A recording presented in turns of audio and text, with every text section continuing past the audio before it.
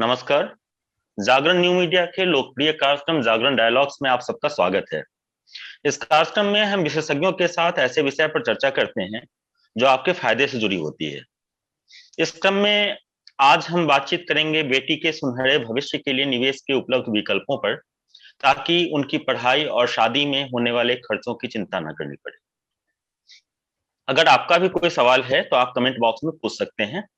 Girl child के सुनहरे भविष्य के लिए निवेश के उपलब्ध विकल्पों पर चर्चा करने के लिए आज हमारे साथ जो दो एक्सपर्ट्स हैं उनसे आपका परिचय करवा दूं। हमारे साथ हैं टैक्स एवं इन्वेस्टमेंट एक्सपर्ट बलवंत जैन जी और SEBI registered investment adviser Jitendra Solanki ji, और मैं हूं मनीष मिश्रा। नमस्कार, मेरा नाम है वरुण शर्मा और मैं हूं आपका को होस्ट। बलवंत जी और जितेंद्र जी, आपका बहुत बहुत स्वागत है जागरण डायलॉग्स के इस सीरीज में।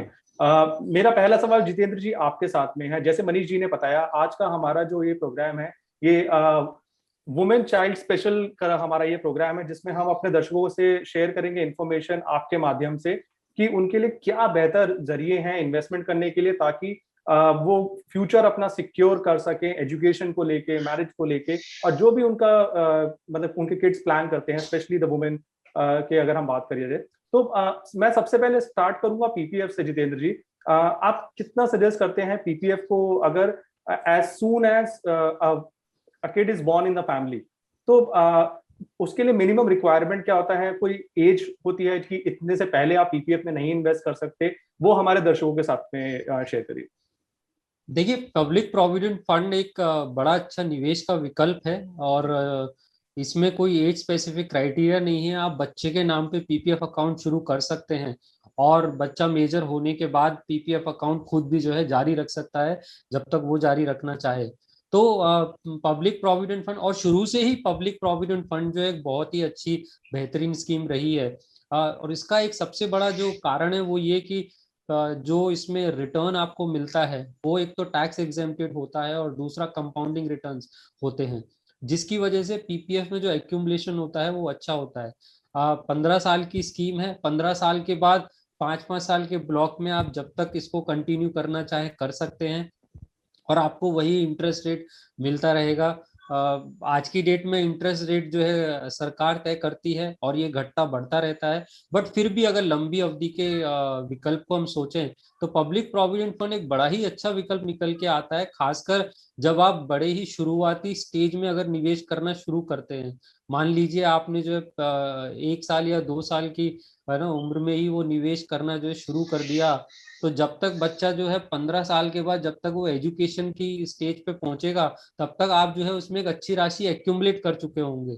और फिर उसमें ऐसा नहीं है कि आपका जो है अकाउंट खत्म हो जाएगा, सारा पैसा निकालिए, आपको जितनी जरूरत है उतना आपने निकाला और पीपीएफ को आपने कंटिन्यू रखा। तो बच्चे की एजुकेशन के लिए भी, उसके बाद उसकी मैरिज के लिए भी, तो इस तरीके से आप पीपीएफ को यूटिलाइज कर सकते हैं। तो मेरी राय में एक बड़ा अच्छा विकल्प है फिक्स्ड इनकम ऑप्शन में, अगर हम देखें तो एक लॉन्ग टर्म अवधि में। बट हाँ, ये जरूर है कि इसके लिए आपको लॉन्ग टर्म सोचना पड़ता है। पीपीएफ आप जितनी जल्दी आप अकाउंट खोलेंगे उतना ज्यादा आपको इसमें जो है बेनिफिट मिलेगा। जी, बलवंत जी, सरकार ने योजना शुरू की थी सुकन्या समृद्धि योजना, जो गर्ल चाइल्ड के लिए विशेष रूप से शुरू की गई। आप इसके बारे में हमारे दर्शकों को बताएं कि ये किन लोगों के लिए फायदेमंद है और कैसे। देखिए मनीष जी, मेरे हिसाब से अगर आपको आपकी बिटिया के भविष्य के लिए पैसा इकट्ठा करना है तो सुकन्या समृद्धि स्कीम से बेहतर रिस्क फ्री स्कीम कोई भी स्कीम नहीं है। इसमें आप ज्यादा से ज्यादा 2 लड़कियों के लिए आपकी बेटियों का अकाउंट खोल सकते हैं।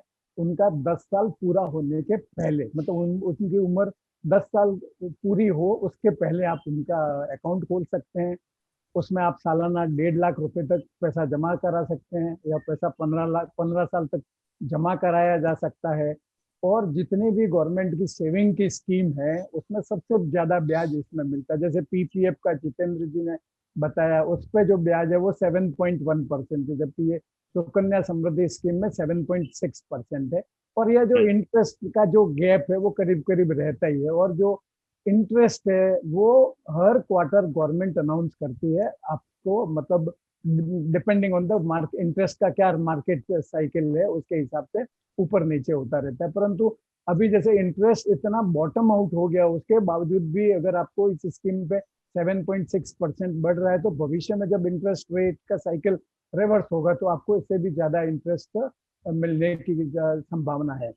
आप इसमें जब आपकी बेटी 18 साल की हो जाए तो उसकी शादी के लिए या उसकी पढ़ाई के लिए इसमें से पैसा आप डाल सकते हैं। पढ़ाई के लिए जो है वो आपकी बेटी या तो एसएससी हो गई है या 16 साल की पूरी हो गई है, तो आपका जो सुकन्या समृद्धि स्कीम में जितना पैसा इकट्ठा हो गया है उसका 50% आप एक बार में या 5 साल में साल में एक बार करके आप निकाल सकते हैं। और यह स्कीम 21 साल बाद में पूरी तरह से मैच्योर हो जाती है। परंतु इसके पहले अगर आपकी बेटी की शादी है तो अगर उसकी उम्र 18 साल से ज्यादा हो गई है, मतलब 18 शादी के लिए आप 18 साल की उम्र के पहले पैसा नहीं निकाल सकते, परंतु 18 साल की उम्र होने के बाद शादी के समय आप उसका अकाउंट भी बंद कर सकते हैं। तो मेरे हिसाब से एकदम रिस्क फ्री, जो लोग रिस्क नहीं लेना चाहते, इक्विटी की जो रिस्क नहीं लेना चाहते, उनके लिए सुकन्या समृद्धि स्कीम बहुत बढ़िया है। इसमें सर दोहरा फायदा भी है, टैक्स सेविंग का भी 80C के तहत जो बेनिफिट मिलता है। हाँ, दोनों आपने सही बात पॉइंट आउट किया कि एक जो आप कंट्रीब्यूशन करते हैं उसमें वो आपको 80C में बेनिफिट मिलता है। अगर हस्बैंड वाइफ दोनों काम करते हैं तो एक बेटी में हस्बैंड कंट्रीब्यूट कर सकता है, दूसरी में वाइफ कंट्रीब्यूट कर सकती है, प्लस पीपीएफ के ब्याज की तरह इस पे जो ब्याज आता है वो भी पूरी तरह से टैक्स एग्जम्प्ट है। मतलब ये तो आम के आम और गुठली के दाम वाली बात हो गई है। सो बेसिकली जो गर्ल चाइल्ड होता है, अगर आपने उसका पीपीएफ अकाउंट ओपन करवाया तो टिल द टाइम वो बालिग नहीं होता है, उसके पेरेंट्स अगर उसमें पैसा जमा कर रहे हैं तो क्या उसका टैक्स एजम्पशन पेरेंट्स एंजॉय कर सकते हैं या नहीं कर सकते? दूसरा सवाल मेरा बैंक और पोस्ट ऑफिस से रिलेटेड है। अब दो डिजिटल और डिजिटाइजेशन बहुत ज्यादा हो गया है, बट स्टिल लोग अभी भी काफी प्रेफर करते हैं पोस्ट ऑफिस के जो इन्वेस्टमेंट स्कीम्स होते हैं उसको लेके। उसका बहुत सारे रीजंस हैं, एक्सेसिबिलिटी की बात हो गई, ट्रस्ट वाला फैक्टर भी होता है। तो इन दोनों सवालों का मैं आपसे जवाब जानना चाहूंगा। पहले पीपीएफ वाला, कोई भी पेरेंट बच्चे के नाम पे अगर पीपीएफ अकाउंट ओपन करता है तो टैक्स एग्जेम्पशन और टैक्स बेनिफिट जरूर मिलता है, लेकिन अगर आपने अपने नाम पे भी खुद अकाउंट खोला हुआ है तो दोनों का क्लब करके वो 1.5 लाख तक की सीमा है। तो अगर आप 2 अकाउंट खोलते हैं अपने नाम पे और माइनर गर्ल के नाम पे भी, तो दोनों की मिला के सीमा 1.5 लाख तक ही मैक्सिमम होती है। ये बेनिफिट आपको मिलता है। और अगर आपने पूरी तरह से गर्ल चाइल्ड पे खोला हुआ है तो क्योंकि आप कंट्रीब्यूशन कर रहे हैं तो आपको वो टैक्स बेनिफिट मिलता है। तो ये बेनिफिट अवेलेबल है जो कोई भी पेरेंट ले सकता है। जी जी, बट वो 1.5 लाख तक की ही लिमिट है। 1.5 लाख तक की लिमिट है। 1.5 लाख से ज्यादा आप कंट्रीब्यूट भी नहीं कर सकते। पीपीएफ में ये एक सीमा होती है कि 1.5 लाख से सालाना आपसे ज्यादा कंट्रीब्यूट नहीं कर सकते। और जब आपके पास माइनर बच्चा है तो वो 1.5 लाख जो है, पेरेंट्स और बच्चा दोनों का पीपीएफ अकाउंट अगर अलग अलग है तो दोनों का क्लब करके ही वो 1.5 लाख कंट्रीब्यूशन माना जाता है। जी जी, तो ये पीपीएफ का है। जो दूसरा आपने सवाल पूछा, पोस्ट ऑफिस टर्म डिपॉजिट और पोस्ट ऑफिस की दूसरी जो स्कीम है, जी हाँ, ये जरूर है क्योंकि पोस्ट ऑफिस का जितना बड़ा नेटवर्क है तो आप देखेंगे गांव गांव में पोस्ट ऑफिस की पहुंच है। तो पोस्ट ऑफिस के टर्म डिपॉजिट भी एक स्कीम है, अच्छी निवेश की स्कीम है। जो रेट ऑफ इंटरेस्ट है वो अगर आप नॉर्मल फिक्स डिपॉजिट से अगर आप कंपेयर करेंगे तो पोस्ट ऑफिस टर्म डिपॉजिट में कहीं ना कहीं थोड़ा बेहतर आपको इंटरेस्ट रेट मिलता है। तो और 1 साल, 2 साल, 3 साल, 5 साल की स्कीम में आप निवेश कर सकते हैं, उसको आप बढ़ा भी सकते हैं एप्लीकेशन देके। तो ये विकल्प आपके पास मौजूद होते हैं। पर फिर भी अगर आप लॉन्ग टर्म इन्वेस्टमेंट की बात करते हैं तो मेरी राय में PPF Sukanya Samriddhi scheme post office से थोड़ा बेहतर स्कीम मानी जा सकती है, क्योंकि उसमें विकल्प इस तरीके से बनाए हुए हैं। पोस्ट ऑफिस टर्म डिपॉजिट में कोई स्पेसिफिक बेनिफिट नहीं मिलता है कि गर्ल चाइल्ड है तो आपको कोई स्पेसिफिक बेनिफिट मिलेगा या इंटरेस्ट रेट जो है उसका टैक्स एग्जेम्पशन मिलेगा। वो बेनिफिट आपको पोस्ट ऑफिस डिपॉजिट्स में नहीं मिलते। जी, बलवंत जी, सॉवरेन गोल्ड बॉन्ड स्कीम जो है अभी खुला हुआ है, और हम भारतीयों का जो एक आकर्षण है गोल्ड के प्रति, वो मतलब सदियों से है। तो बेटी के भविष्य के लिए गोल्ड एक एसेट क्लास भी है हमारा।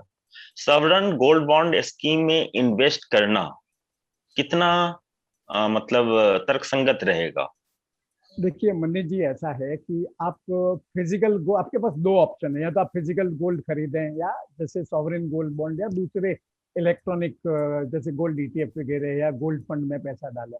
आप फिजिकल खरीदते हैं तो आपको चोरी हो जाने की रिस्क है, इंश्योरेंस है, लॉकर रेंट वगैरह लगता है। अगर आप गोल्ड ईटीएफ वगैरह या गोल्ड फंड में पैसा डालते हैं तो फंड मैनेजमेंट चार्जेस लगता है। तो आपका इफेक्टिवली जो गोल्ड का रिटर्न है उसमें से आपका फंड मैनेजमेंट चार्जेस कम होने के बाद में आपको रिटर्न आता है। इसके कंपैरिजन में आप देखें तो जो सॉवरेन गोल्ड बॉन्ड स्कीम है उसके तहत क्या होता है कि आप जो पैसा इन्वेस्ट करते हैं उसमें आपको जो जो जो इश्यू प्राइस है गोल्ड बॉन्ड का उसके ऊपर आपको कोई कॉस्ट नहीं लगती, कोई फंड मैनेजमेंट चार्ज या इंश्योरेंस वगैरह नहीं लगता, और ऊपर से आपको 2.5% का ब्याज मिलता है। ब्याज आपका जो इश्यू प्राइस है उसके ऊपर जी। मिलता है।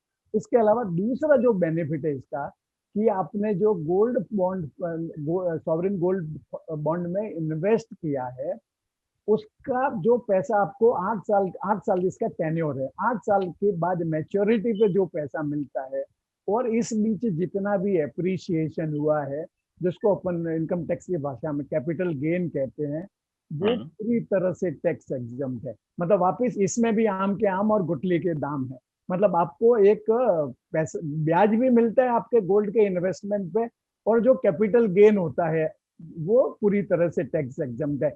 इसको अगर आप कंपेयर करें आपका फिजिकल गोल्ड से या गोल्ड ईटीएफ वगैरह, तो depending on the holding period आपको लॉन्ग टर्म या short term capital gain tax भरना पड़ता है।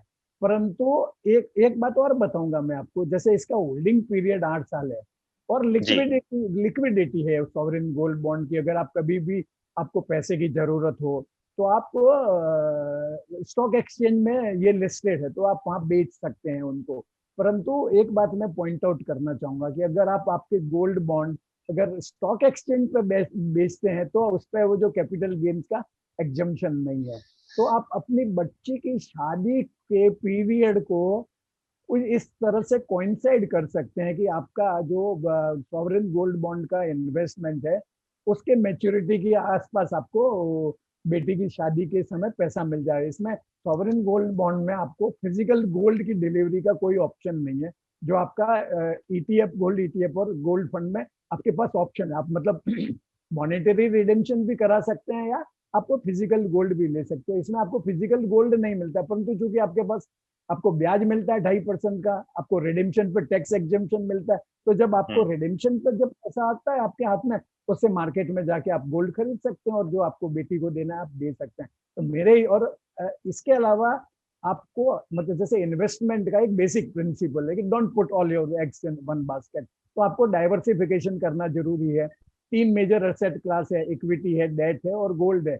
और चूंकि अपन इंडियन तो अपने सोशल नीड्स के लिए गोल्ड खरीदते ही है, मतलब अगर कोई इकोनॉमिस्ट लेडी है तो वो भी सोने का बिस्किट खरीदती है और हाउसवाइफ है वो भी सोना खरीदती है। तो इससे आपको आपका जो असेट डाइवर्सिफिकेशन है उसका भी अपॉर्चुनिटी मिलता है। तो मेरे हिसाब से आपको गोल्ड में जो पोर्शन आपके पोर्टफोलियो का डाइवर्सिफिकेशन के लिए करना है वो आप अपना निवेश सॉवरेन गोल्ड फंड में ही करें। दूसरे विकल्प इसकी तुलना में बहुत कमजोर है। अच्छा, एक बात मैं और यहाँ पूछना चाहूंगा आपसे, जो दर्शक जानना चाहते हैं हमारे, कि सॉवरेन गोल्ड बॉन्ड में न्यूनतम निवेश की सीमा क्या है और अधिकतम हम कितना इन्वेस्ट कर सकते हैं?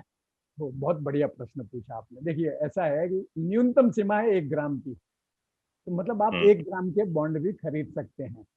इसमें जो इंडिविजुअल और एचयूएफ है वो पूरे 1 साल में 4 किलो तक का सोना खरीद सकते हैं। इसके अलावा जैसे यूनिवर्सिटी है, ट्रस्ट वगैरह, उनको भी छूट है, वो भी खरीद सकते हैं। परंतु आपका रेसिडेंट होना जरूरी है, आपके पास पैन नंबर होना जरूरी है। पर जो यूनिवर्सिटी और जो ट्रस्ट वगैरह है, भले रिलीजियस हो या चैरिटेबल ट्रस्ट हो, वो साल का 20 किलो तक का सोना खरीद सकते हैं। और यह जो क्वांटिटी का डिसाइड जो कंप्यूट करते समय एक तो फर्स्ट होल्डर को गिना जाता है, और आपने भले मार्केट से खरीदा है या सब्सक्राइब किया है, दोनों को साथ में कंसीडर किया जाता है। जी जी। जितेंद्र जी, मेरा अगला सवाल आपसे है, और जैसे कि बलवंत जी ने हमें बताया गोल्ड ईटीएफ के बारे में, सिमिलरली मैं आपसे जानना चाहूंगा म्यूचुअल फंड्स के बारे में।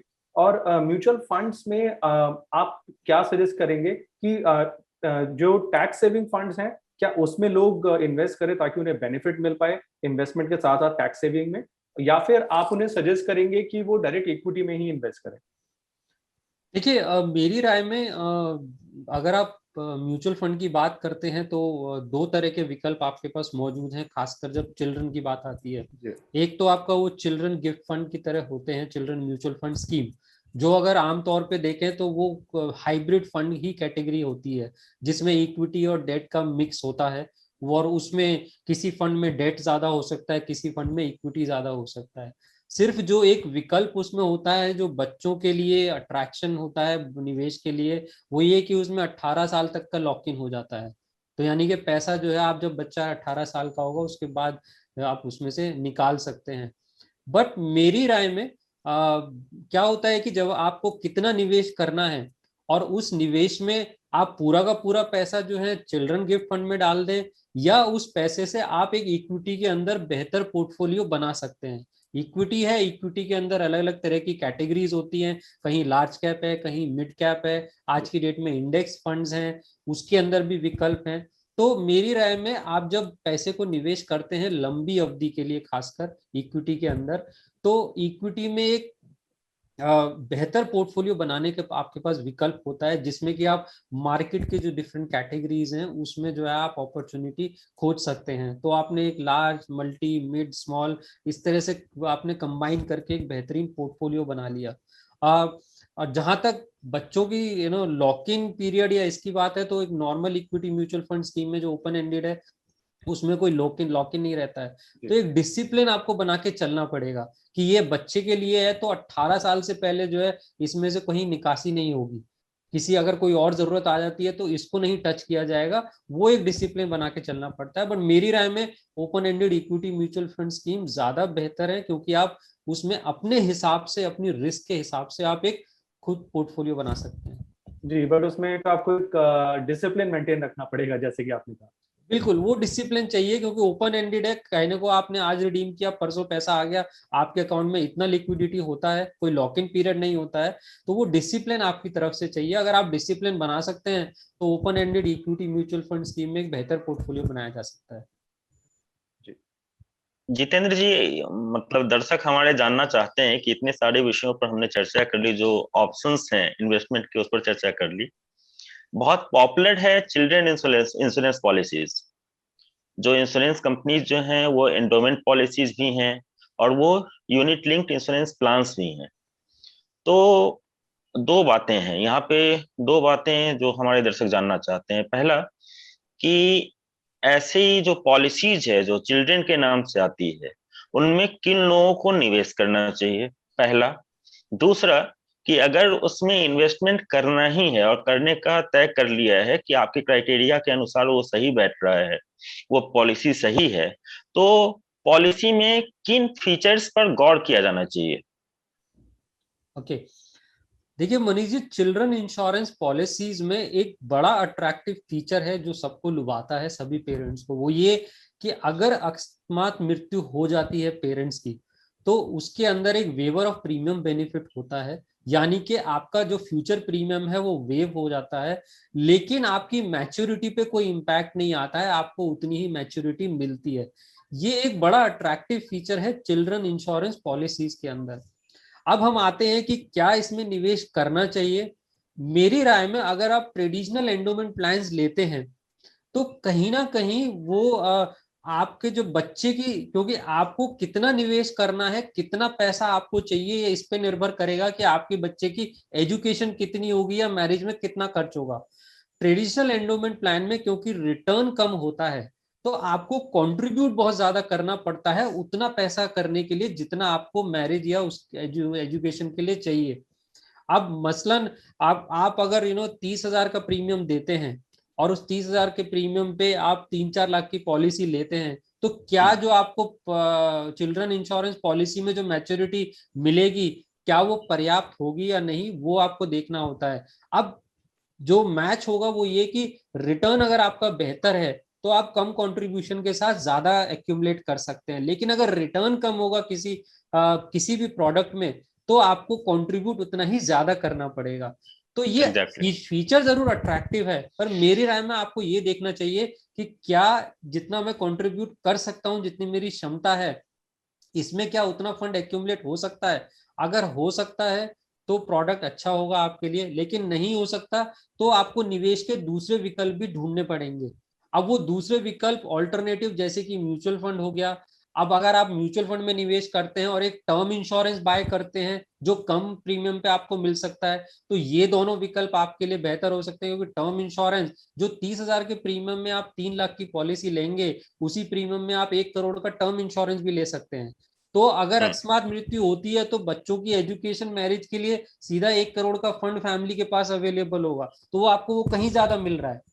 तो मेरी राय में ये विकल्प का ऑल्टरनेटिव आपको जो है एक एनालिसिस करने की जरूरत है, और उसके बाद ही आप सोचें कि क्या ये स्कीम पर्याप्त है कि नहीं है। फीचर जरूर अट्रैक्टिव है, ये मैं मानता हूं, लेकिन उसके बावजूद भी आपकी एक क्षमता है कि आप कितना कंट्रीब्यूट कर सकते हैं।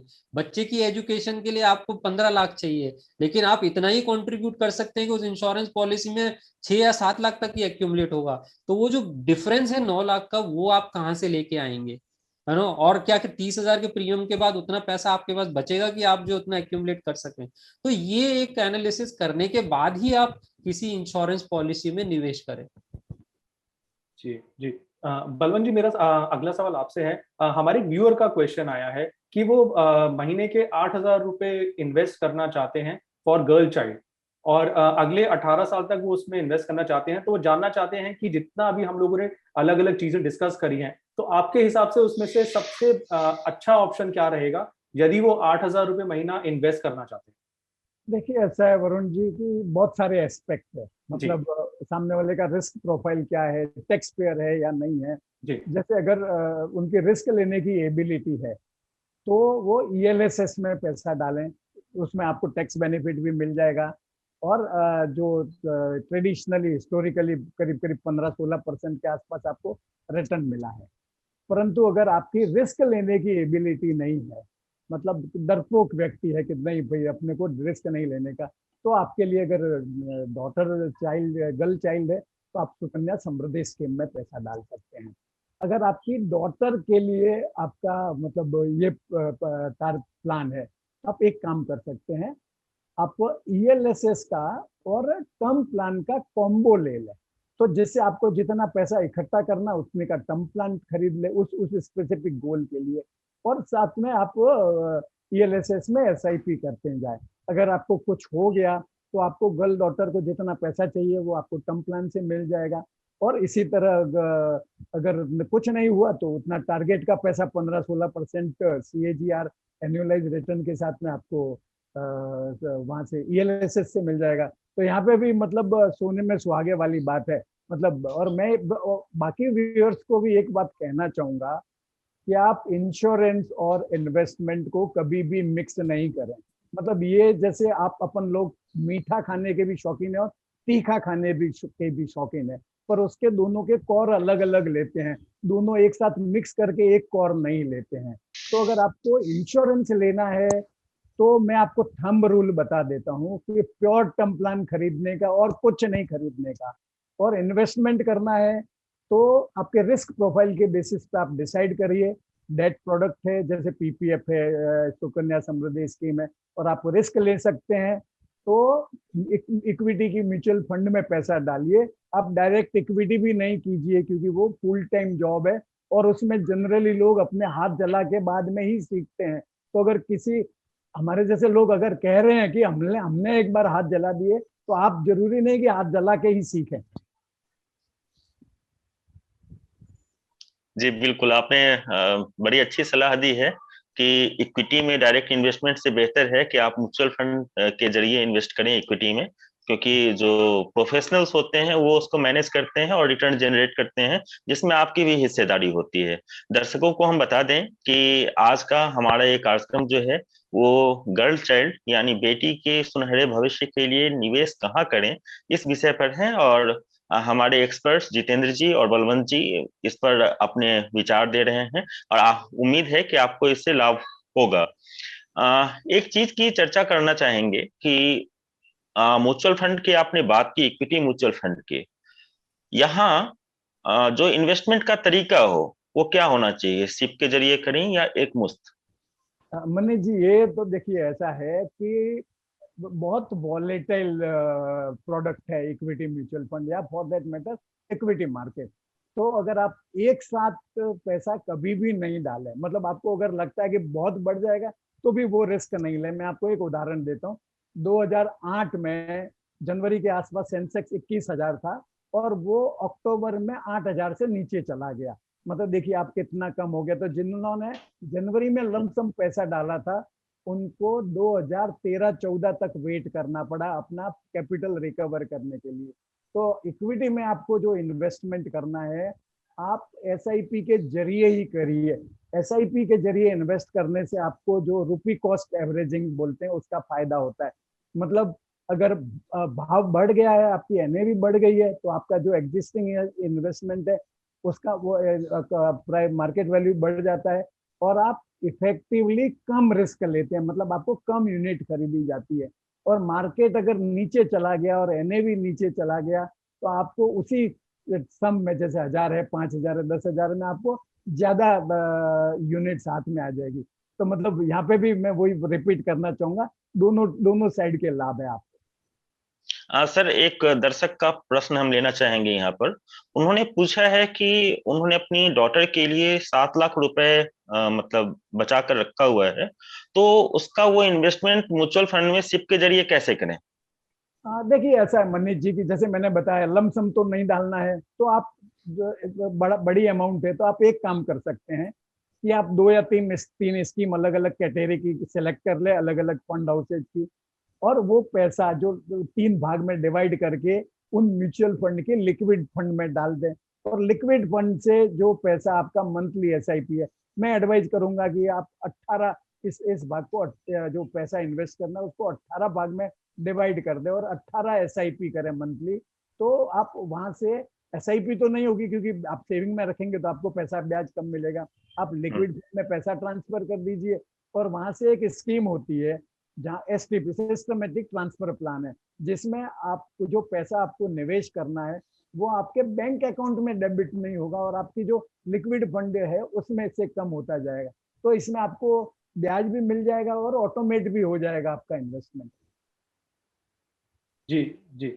जितेंद्र जी, मेरा आखिरी सवाल, इससे पहले कि मनीष जी रैप अप करें इस कॉन्वर्सेशन को, आपसे मेरा एक आखिरी सवाल रिगार्डिंग म्यूचुअल फंड्स को लेके ही है। म्यूचुअल फंड्स की कोई ऐसी स्पेशल स्कीम्स है, जैसे हम लोग अगर इन्वेस्ट करना चाहें, तो आपने उसमें एक टर्म बताया था कि इक्विटी है, डेट है, और साथ में आपने इंडेक्स फंड की बात भी करी थी। तो उस इंडेक्स फंड को लेके मैं थोड़ी सी इंफॉर्मेशन आपसे जानना चाहूंगा, जो कि हम अपनी व्यूअर्स के साथ में शेयर करते देखिए, इंडेक्स फंड क्या होता है, एक पैसिव स्ट्रेटेजी होती है। सिंपली है कि इंडेक्स फंड, एक इंडेक्स क्रिएट किया जाता है और कोई भी इंडेक्स फंड उस इंडेक्स को रेप्लिकेट करता है, और उसका ये ऑब्जेक्टिव होता है कि जितना वो इंडेक्स रिटर्न निकाल रहा है उतना ही इंडेक्स फंड रिटर्न निकाले। यानी कि इसमें कोई एक्टिव मैनेजमेंट नहीं होता है, कोई फंड मैनेजर बाइंग और सेलिंग नहीं कर रहा है। सिर्फ उस इंडेक्स को रेप्लिकेट करके प्रोपोर्शनेटली उसमें जो भी चेंजेस होते हैं वो चेंजेस हो रहे हैं। तो एक पैसिव स्ट्रेटेजी कही जाती है।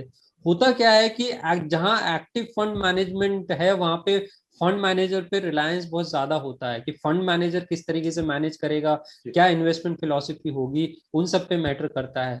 बट इंडेक्स फंड में जब आप निवेश करते हैं तो आप हमेशा जितना इंडेक्स आपको रिटर्न देगा 20 साल में, उतना आप रिटर्न उससे एक्सपेक्ट कर सकते हैं। तो एक सिंपल स्ट्रैटेजी होती है कि आपने इंडेक्स फंड में डाल दिया, और आप जितना आपको इंडेक्स फंड, जैसे मैंने कहा, लॉन्ग टर्म में आपको रिटर्न निकालेगा उतना आप एक्सपेक्ट कर सकते हैं। तो जो लोग एक्टिव फंड में नहीं जाना चाहते हैं, या आप अगर एक्टिव फंड में भी निवेश करते हैं, तो आज की डेट में थोड़ा पैसा इंडेक्स फंड में भी डाल के आप उस पैसिव स्ट्रेटेजी का फायदा ले सकते हैं। तो कहीं ना कहीं ये रिस्क फैक्टर पे जरूर आता है। इंडेक्स फंड हालांकि अपने आप में वोलेटाइल होगा, क्योंकि उसी इंडेक्स के अकॉर्डिंग, जैसे मान लीजिए सेंसेक्स है, सेंसेक्स के अकॉर्डिंग वो घटता बढ़ता रहेगा। लेकिन लॉन्ग टर्म में जितना इंडेक्स रिटर्न देगा उतने ही आप एक्सपेक्ट कर रहे हैं, ना ज्यादा और ना प्रॉब्ली कम, अगर उसमें से ट्रैकिंग एरर हम हटा दें तो। तो मेरी राय में इंडेक्स फंड भी एक अच्छी स्ट्रैटेजी है अगर आप अपने रिस्क को थोड़ा कम रखना चाहते हैं कंपैरिजन में, और साथ में अगर आप ऑलरेडी एक्टिव में करते हैं तो भी आज के डेट में 15 से 20% इंडेक्स फंड में निवेश करके वो पैसिव इन्वेस्टिंग का फायदा उठा सकते हैं। जी, तो आज डॉटर्स के फ्यूचर को लेकर हमने जो इन्वेस्टमेंट ऑप्शन है उपलब्ध उस पर चर्चा की। एक बार हम उन ऑप्शंस की फिर से चर्चा कर देते हैं। सुकन्या समृद्धि योजना सबसे पहला था हमारा, उसके बाद post office term deposit, post office recurring deposit, public provident fund, mutual fund का जो चिल्ड्रन गिफ्ट म्यूचुअल फंड है हमने उस पर भी चर्चा की, चिल्ड्रंस इंश्योरेंस पॉलिसी हमने उस पर भी चर्चा की, सॉवरेन गोल्ड बॉन्ड पर भी चर्चा की, और जो यूनिट लिंक्ड इंश्योरेंस प्लान है इसी में समाहित हो गए। आप दोनों हमारे जो एक्सपर्ट हैं बलवंत जी और जितेंद्र जी, आप लोगों ने बड़ी अच्छी जानकारी साझा की है और उम्मीद है कि हमारे दर्शक जो हैं इसका लाभ उठाएंगे। जागरण डायलॉग का ये कार्यक्रम आप जागरण.com के यूट्यूब चैनल पर भी देख सकते हैं, साथ ही इसके आर्टिकल्स भी आप जागरण.com पर पढ़ सकते हैं। आप दोनों एक्सपर्ट्स का बहुत बहुत धन्यवाद। नमस्कार।